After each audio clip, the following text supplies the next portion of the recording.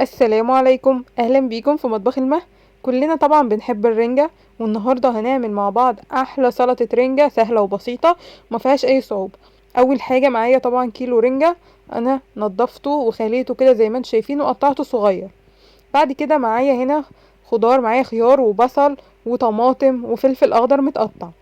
طبعا تحطي الخضار اللي انت تحبيه، انا حبيت كل الخضار الحلو دوت حطيته كده في طبق. وطبعا معايا رنجة، طبعا الكمية اللي انت عايزاها. انا عملت هنا كيلو من الرنجة، حطيت عليه كمية الخضار الجميلة ديت. ومعانا هنا بقى الرنجة اللي احنا خليناها، وطبعا شايلين منها الشوك ومقطعينها قطع صغيرة.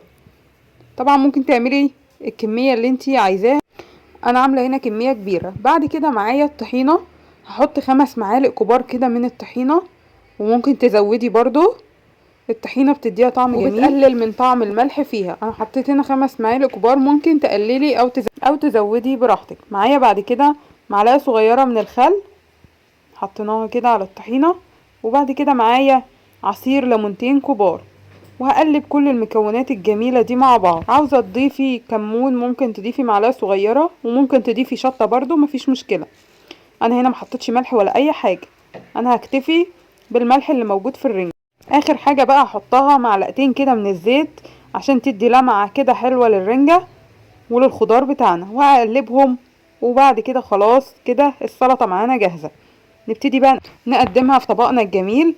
احلى سلطة رنجة ممكن تعمليها وتاكليها في حياتك، جميلة جدا. واحلى كمان ما تاكلي الرنجة كده زي ما هي، طعمها حلو جدا وريحتها برضو ملهاش حل مع الخضار الجميل اللي احنا عملناه.